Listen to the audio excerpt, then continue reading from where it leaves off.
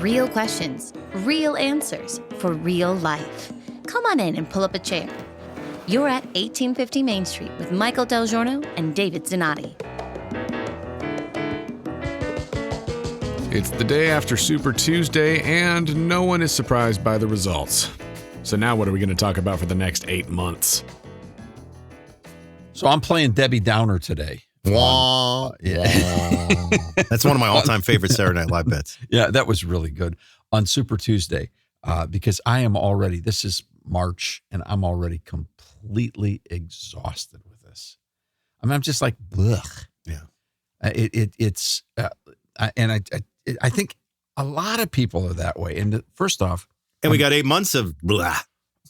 what's astounding to me is you've got the big 6 or big 9 media corporations that own everything, and they have more money than they could possibly burn in a lifetime. I mean, they could assign people to do nothing but burn dollar bills every day, and they could never, ever, ever begin to touch the interest on their wealth. They're so wealthy. So they're not any longer playing communications on the idea that this is an enterprise market where you actually have to reach an audience and you have to make advertisers happy and there's a give and a take in the community. No, it's just about them blobbing out their opinions and talking about the way they want to direct the country. Okay. And they're frustrated because this primary process has been incredibly boring.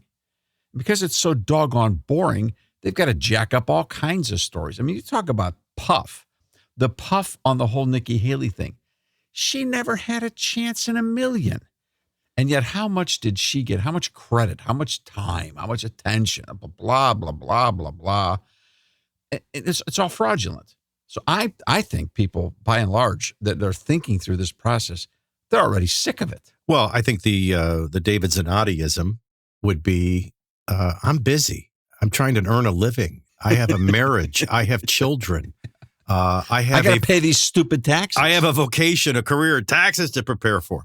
And, the 24-hour news cycle is fascinating in the impact that it had. America was probably a lot more thoughtful and a lot more functional when we got news. Would it take 3-4 weeks to get to you if Lincoln said something on the, the East Coast? Yeah. And then, you get to daily news. I think of the Today Show, which was the Tonight Show was originally a news show before everything went to tones. Yeah. And then you had the Today Show, which was, well, what do we do when we sign on? Well, we're going to do tonight, so we'll do today. And then you basically had the evening news, and then you had the big 3. But everything changed when we went to 24-hour news cycles. That's really where you had to fill time. You had to dig. It's really biases evolution too, because that's when their worldview came out. When they had just a couple of minutes at 6 o'clock, you just got the who, what, where, and when. But once they had 24 hours to fill, that's really when their bias was exposed. Now we live in a time of death of journalism, 24-hour news, and instant social media. Oh, there's a lot to get bored with fast. I mean, I'd like to publish the website, www.shutup. Okay. All right. It's just like, so I'm in a meeting a number of years ago at one of these airport executive rooms, where someone's flying into town, they're touching down, and a handful of people have said, we need to meet with X, Y, and Z and get over here right away because we've got a conversation we need to have. So it just so happened that it was with the Vice President of the United States, who at that time was Dick Cheney. Now, I have never been a Dick Cheney fan. So this has nothing to do with going and paying homage and kissing the ring of the Vice President of the United States. But I was asked to come to this meeting. The Vice President had some ideas on his mind that he wanted to share with a few people in the community that we were serving at that time. Okay. And here's what Dick Cheney said. Of course, he was in politics. He's a great resume, Dick Cheney. I mean, yeah, but nobody knows how old Dick Cheney is. I mean, it's just like he's been forever and ever. And no one knows, is he still alive? I mean, is he ever? Hasn't been seen very much, but yeah. Will he be alive forever? I mean, will they just keep replacing the parts? I mean, hello, I'm Dick Cheney. I mean, it's okay. So he's a character in the American political story. So I'm there doing my job in public policy, and Dick Cheney says what you just said.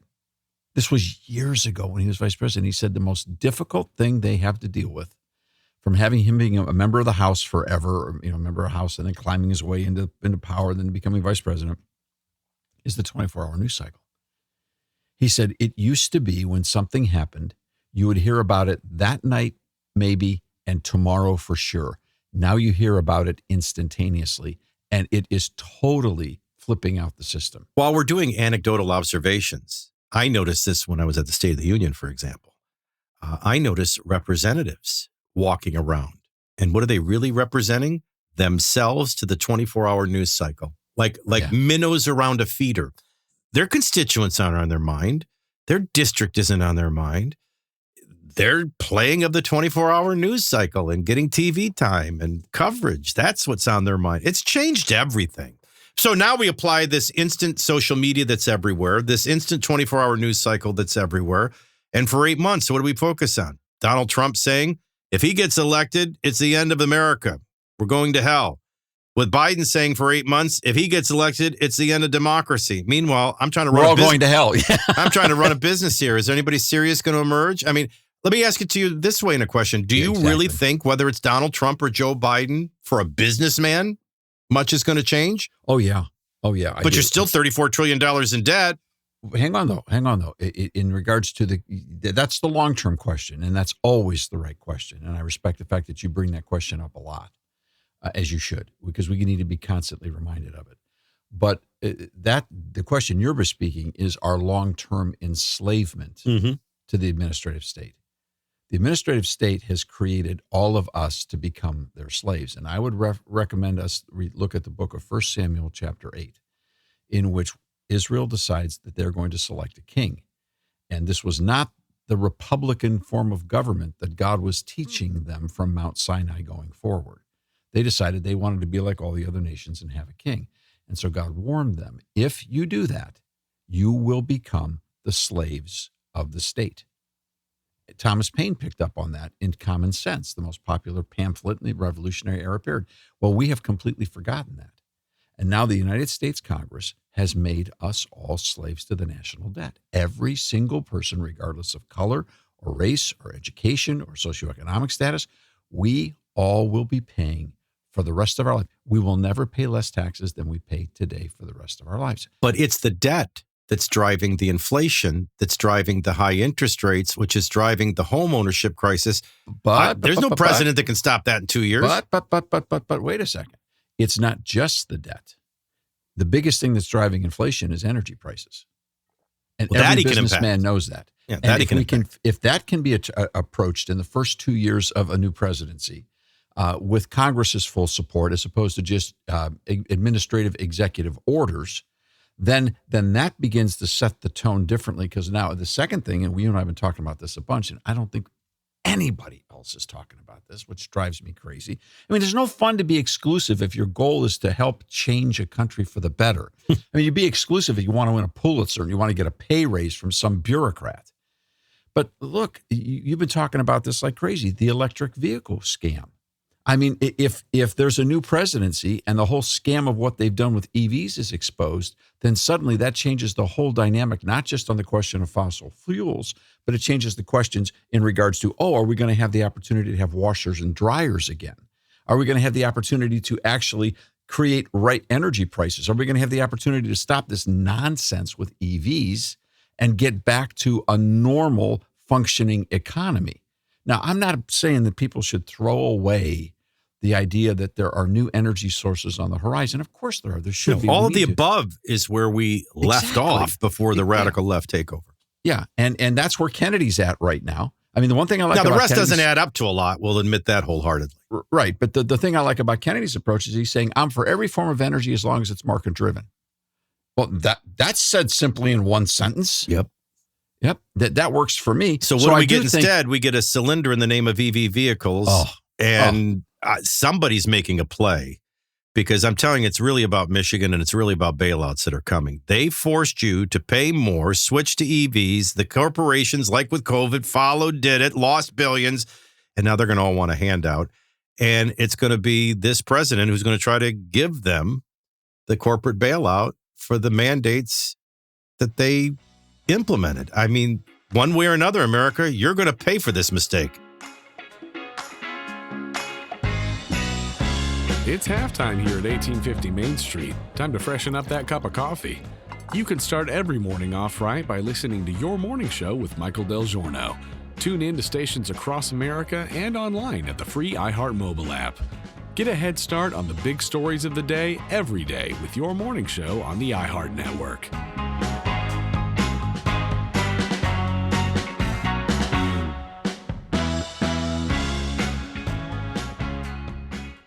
Second reason I'm Debbie Downer is because in spite of all of the blah, blah, blah, blah, blah in the media, it's going to be another binary choice.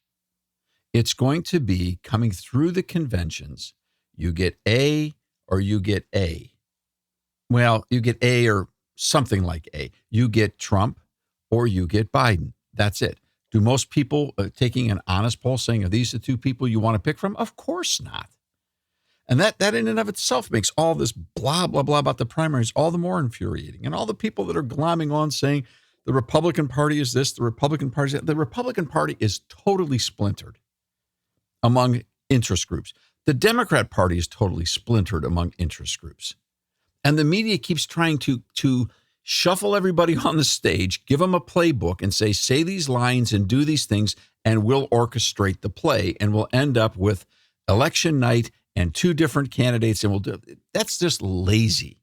That's just lazy, and it's dishonest. I mean, you're really good at this. You pick apart the Democrat regime into all of its different agencies. You've got the Bernie Sanders people. You got the AOC people. You got the Squad people. You've got the Islamic Arab. Some on the social justice side, the socialism side, are for socialism. They're again. Yeah. They are for equity and taking from those with means and giving to those with needs. So they're socialists. There are others that are more Islamic, if you will. And that's not Muslim, Islamic driven. But by and large, they have coalesced. And so, we were kind of going through some of the numbers in Minnesota and especially Vermont, which was big Bernie Sanders country and big Elizabeth Warren country. And, I realized it was, a contested race in 2020, but there's tens of thousands missing that have not gone to Joe Biden. Where are they all? And will they be interested in Joe Biden? They don't have Bernie. They don't have Elizabeth. They don't have Klobuchar. They don't have Bloomberg. They don't have Mayor Pete. So, will they be interested in an RFK? I think it gets very interesting in Michigan, very interesting in Minnesota. It might even be interesting in places like Vermont. Now, if it's not RFK as far as entering into a credible race, we are going to be faced with a binary choice that I actually think is going to see diminished turnout dramatically. You talk about Minnesota. Minnesota has off the charts voters show up in general. I mean, people show up and vote in Minnesota. They show up and vote in Wisconsin. These are high vote states. They really do get out and do it. Tennessee, for example, very independent. Yeah, and Tennessee, for example, is not a high voter turnout state. So it's not like high voter means conservative. No, there's different states that just specialize. Yeah, they're into it. All right, and they're different and they're unique. So if it's a binary choice, that's one set on the 270 to win map. That's one set of facts that we have to deal with. If it's a binary choice, oh boy. And I think that's exactly where the strategy that you're picking off from Biden is going. But say it out loud, though. Traditionally, low turnout is the only way Republicans can win, right? Usually. Provided that the drain on turnout isn't coming from them. Yeah. And that's the only thing that no one wants to quantify with Nikki Haley. How much damage has she done to the moderate wing? Because, again, the Republican Party is 6, 8, 9, 10 different groups. How much, and they need all of them. Republicans need all their groups to show up, and then they've got to influence a significant number more independents than the Democrats do. Because the Democrats on show-up day have more people dedicated to the Democrat statist regime and committed to getting their lifestyle from the government. And they're going to show up and they're going to be there. And those numbers are in the 30s. And sometimes they can trend to the high 30s. Some people have said there's high as 43%. The Republicans don't start with that much of a natural word to use for that, but or a manufactured base. Right. Okay. Democrats' base is manufactured. In a non-binary race, what ticket would be worth more? RFK Manchin or RFK Nikki Haley? Because there's your answer to who you think can solidify and unify and energize the most. Well, RFK Haley would be a media explosion. That's the key thing that Could win. an independent campaign has to have. It has to have momentum. I think That an would be RFK huge. Mansion ticket would probably put Joe Biden in third place in several states, but it probably, at best, could send things to Congress. An RFK Haley ticket could win. Well, and again, we're talking now about two things. We're talking about the idea of a credible third party. Yeah. And by credible being, and here's the definition of credibility, at least in my Debbie Downer world. The definition of a credible independent campaign is they have to take electoral votes off the map for the other two guys. And not a lot. No. And the question is, is 5 enough? Is 5 enough? So the states that we're really ending up looking at is what's going to happen in Pennsylvania, what's going to happen in Michigan.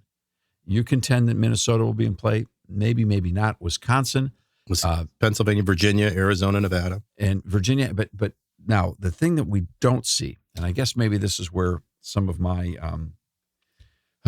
emotion is coming from. I know what's coming. We are going to see a multi-billion-dollar campaign that is going to be the equivalent of Darth Vader marrying Genghis Khan and created the most prolific Pobach boogeyman in the history of the human race. And that's what republicanism will be described as. That's what Donald Trump republicanism will be. And that's not new.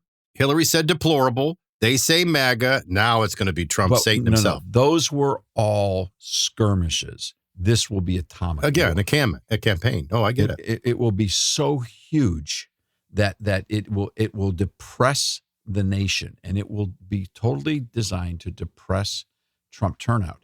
The question is, will it work on the independent voters? And I have to be very honest. I think it will. True or false? It's solidified in early March. You're going to get Donald Trump versus Joe Biden in a rematch. The two candidates, a good percentage of America don't want. Both, in essence, incumbents. With 8 months and nothing to talk about. That's a pretty big recipe for somebody making a self-induced mistake. Well, and now, of course, the crazy thing about all this is that none of us have a crystal ball. Anything can come around the corner and change everything. If the conflict that happened in Gaza had happened in October or September of this year, it would be the defining moment of this election. But it's here and it has shelf life, and it's already to the next levels. So what event in history that no one sees coming is going to pop up? What manufactured? We know what the manufactured piece is going to look like, and it is going to be Donald Trump is awful. the devil, abortion, and we're trying to set up some kind of nationalized Christian state. Yeah, that's going to be their attack. And I'll tell you that those are issues that the general voting population in the independent community is not prepared for. They don't have answers for, and I'm going to tell you right now, the pro-life community does not have the organization and the funding and the capacity to answer what's coming at them. And so they're going to get beat up badly. So is that an advantage for Joe Biden? Like for Joe Biden, he's got Israel. That's a problem. And he's got Palestinian support in his base that's pressuring him, protesting and voting against him. And then, of course, if you go too far and abandon Israel, then you've got the Israeli voting bloc. That will decrease his turnout in a couple of states. So that's a problem. But a ceasefire or peace could end that for him. Abortion's going to be here in November. Right. And at this stage in the game, the pro-life community does not have an adequate answer. I'm not even sure they have an understanding of what's coming at them. We saw the precursor of this in the Ohio fight in 2023. It caught everyone, proponents, opponents, media, people behind the scenes. Everyone went, wow, what just happened there? Now, it's not that a state like Ohio, which is going to flip and vote for Biden, but the point is there are a lot of people that are highly influenced right now by the extreme pro-abortion message. And the Biden people have taken good notice. They're just keeping their powder dry on that one. That's coming out big time, and it depresses independent voters from turning out because abortion isn't their number one issue.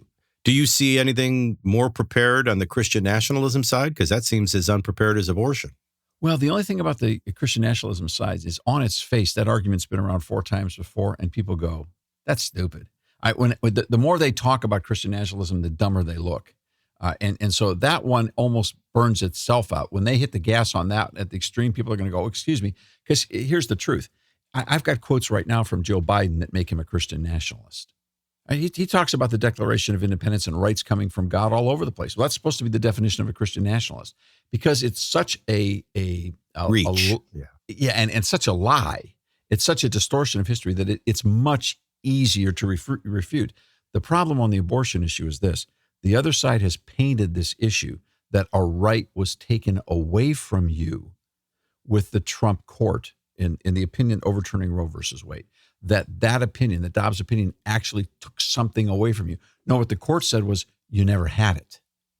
And we were operating under an illusion for all those years. But see, 50 years of living in an illusion makes it true. Oh, yeah. And so that's the big danger there. And that's not been exploited yet in a national campaign. You know John Podesta is lining up the billions to take that one on. So solidified, Biden versus Trump. Will it be the 2016 map or the 2020 map, or does 2024 have a whole different view for us? Who can energize and unify their party? They both have problems. And then what wins, the I or the A? And you know what, Michael? I'm going to tell you, the Democrat Party is not Joe Biden's party. He's been a puppet from the start. And the Republican Party is not Donald Trump's party. He has a part of it. About 36% of it is, yeah. And they want to absorb that. They're very concerned about Trumpism after Donald Trump is gone. I can tell you that. So there's all of that stuff going on. So this election was solidified when they both filed their papers. Who is already the big loser and set to be the big loser? Media. With no contested races, radio and television is not making very much money right now. That's a big loser. The other, I think both parties are not getting out of this unscathed.